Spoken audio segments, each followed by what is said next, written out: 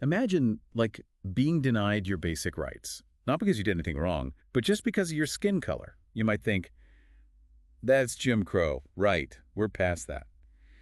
But what if I told you, it's still happening, just not the way we used to think about it? That's exactly what Michelle Alexander argues in her book, The New Jim Crow. And today, we're diving deep into chapters 1 and 2 to try to understand how this new system works. One of the things that struck me about the book was this pattern throughout American history. Oh. Yeah, it's not like a straight line of progress. It's more of a cycle. You get periods of racial progress, of course, like after slavery ended.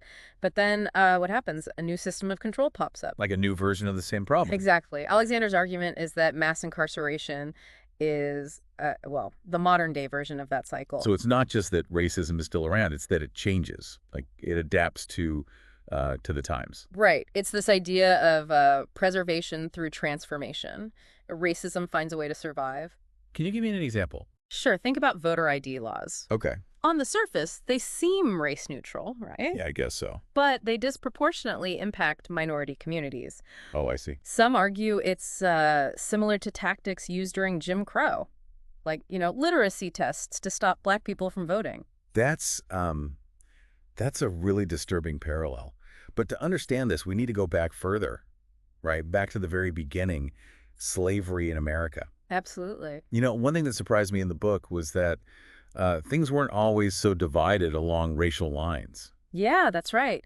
In the early colonies, Black and white laborers, they were in similar positions, really. They even rebelled together sometimes. Really? Oh, yeah. Like in Bacon's Rebellion back in 1675. So how did race become such a defining factor? It wasn't just about the economics of it, was it? No, not just that. Alexander argues that the planter elite, they kind of manipulated the situation. Oh, so? They offered poor whites some advantages. Small things, but enough. She calls it a racial bribe. The racial bribe. Yeah, to divide the labor force. Keep Black and white workers from uniting. So they basically turned them against each other, even though, like, poor whites might have been better off siding with the Black laborers? It's cynical, but that's the argument. And it worked. This strategy helped build the foundation of America, even. Really? Alexander points out that the Constitution, our symbol of freedom and equality, Yeah. well, it was a compromise. And part of that compromise was protecting slavery. Wow. So we're talking about enshrining racial inequality from the very start. Right. And this sets the stage for Jim Crow, right? Which a lot of people at the time thought was the final solution to the quote-unquote race problem. Right. But Jim Crow wasn't a solution at all. After the Civil War and Reconstruction, Southern whites really wanted to stay in control. And there were, different ideas about how to do that. Like what? Some favored a more liberal approach, integration, equality, that sort of thing. But then you had the conservatives who were all about segregation. And then there were the radicals. The radicals. I don't think I've heard about them. This is where it gets interesting. They later formed the Populist Party. They challenged the whole power structure, said that wealthy elites, both North and South, were exploiting everyone, poor whites and Blacks alike. So they saw it as like a class issue. Exactly. And for a while, their message really resonated. They started building this powerful interracial alliance. So there was a chance for, like, real change, a different kind of America. It seemed that way. But of course, the elite, they weren't happy about this. So what did they do? I'm guessing they didn't just give up their power? They resorted to, their usual tactics. Fear-mongering and racial division. Same old playbook. They introduced segregation laws, not just to separate people, but to sow distrust between poor whites and Blacks. It's like that racial bribe all over again. Exactly. Used prejudice to maintain power. And guess what? It worked. Yeah. The populist movement got crushed and Jim Crow took hold. And it wasn't just about separate water fountains. It was everything. Yeah, Alexander even mentions how Black people couldn't even use the same Bibles as white people in court. It's hard to imagine that level of dehumanization. But eventually Jim Crow did fall, right? Thanks in part to World War II and the Civil Rights Movement. That's right. But Alexander suggests it wasn't as clean-cut a victory as we might think. What do you mean? The Civil Rights Movement achieved incredible things, legally. But the benefits mainly went to the Black middle class. And the focus on legal equality, it kind of overshadowed something else, the deep economic disparities that still existed. So did Dismantling Jim Crow really bring liberation?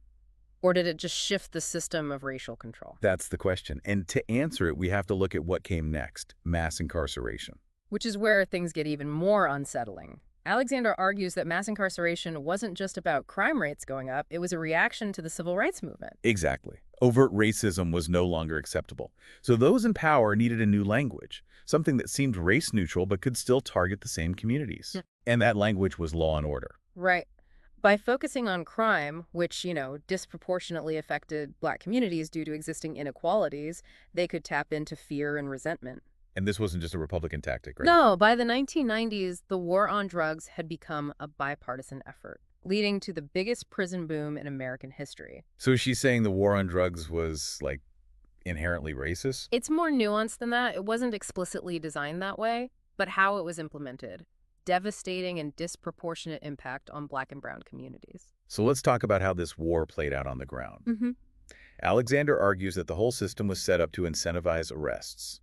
Guilt or innocence didn't matter as much. That's crucial. Remember, all this was happening while many Black communities were struggling economically. Deindustrialization, globalization, it hit them hard. And into this void steps the war on drugs, right? Like, here's the solution. Yeah. Arrest your way out of the problem. Sadly, yeah. Police departments got tons of federal funding, military equipment, special training, all tied to making more drug arrests. So it became a numbers game. More arrests meant more resources, no matter the human cost. Exactly. And to get those numbers, they needed new tools. Ways to get around the Fourth Amendment, the one protecting against unreasonable searches. Which is where we see the rise of consent searches and pretext stops. You got it. The Supreme Court made a series of decisions that basically gutted the Fourth Amendment. Suddenly, police could stop, question, and search practically anyone based on almost nothing. We know these tactics were used way more in Black and brown communities. Alexander talks about this DEA program, Operation Pipeline. Right. Thousands of officers were trained to, manipulate the law, turning traffic stops into searches for drugs, even with no evidence. Can you give an example? One case Alexander cites is Florida v. Bostic. The Supreme Court said police could search for drugs on buses without any suspicion, just by asking for consent. Consent under those circumstances. Exactly. And then there's Wen v. United States, which said minor traffic violations were enough to stop and search a car. And the result? Millions of people, mostly Black and brown, caught in the system, often for minor, non-violent stuff. But it's not just about the numbers of arrests. That's what we'll explore in the next part. How this becomes a caste system, locking people into second-class status. Right. We were just talking about how the war on drugs became this huge machine, churning out arrests and convictions, especially in Black and brown communities. But how does that actually turn into a caste system? That's where the Jim Crow analogy really hits home. Think about that era. Black people were denied rights and opportunities systematically, not because of anything they did, but just because of their race. And you're saying the same thing is happening now, just with different rules. Exactly. Instead of being denied rights outright because of race, it happens because you have a criminal record, which of course gets handed out disproportionately to people of color. So once you're labeled a felon, that's it. Pretty much. All these doors slam shut. Things most Americans take for granted, you can't get them. Alexander calls it a scarlet letter that you can never really erase. But how does this scarlet letter actually play out in people's lives? Did she give any examples? Oh, tons. Take employment. In a lot of states, it's totally legal to discriminate against someone just because they have a criminal record, even if the crime has nothing to do with the job. So even if you served your time, you're still marked. Right. Makes it almost impossible to find decent work. So it's not just the formal discrimination, it's the stigma. Yeah. That unspoken bias against anyone with a record. Exactly. And it creates this ripple effect because without a stable job, it's hard to get back on your feet. It affects housing, education, even things like food stamps. So you're basically locked out of society even after you've supposedly paid your debt. Yeah. Alexander also talks about voting rights, right? Huge issue. Felon disenfranchisement laws, they vary by state, but they stop millions of people from voting, mostly Black and brown folks. So they lose their political power too. Basically silences entire communities, makes it even harder to change the system that's oppressing them. It's like a self-fulfilling prophecy. You create a system that targets people of color, Yeah. and then you take away their ability to change it. Right. And the parallels to Jim Crow are so clear. Remember those poll taxes and literacy tests to keep Black people from voting? Yeah. Well, felon disenfranchisement is basically the same thing. Just a more modern version. It's not as blatant as separate but equal, but the effects are just as bad. If not worse. Alexander also talks about the psychological impact, right? Right. That feeling of shame and inferiority that people internalize when they're labeled criminals. Right. When you're constantly told you're a criminal, that you're less than, that you don't deserve the same rights, it does something to you. Creates hopelessness. You start to think the system is rigged, that there's no point in even trying. And that feeling, that internalized oppression, it can be just as powerful as any physical bars. Absolutely. And that's how this cycle of racial control really gets its hooks in you. It's not just about locking people up. It's about locking them into this mindset, making them believe they're permanently marked forever on the margins of society.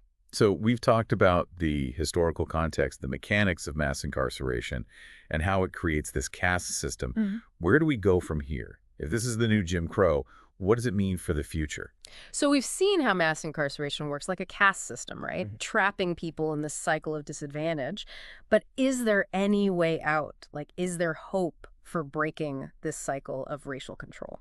Well, Alexander doesn't, she doesn't try to make things sound easier than they are. She's pretty clear that there aren't any easy answers. Yeah. This system, it's deeply rooted, part of the fabric of America. Mm-hmm.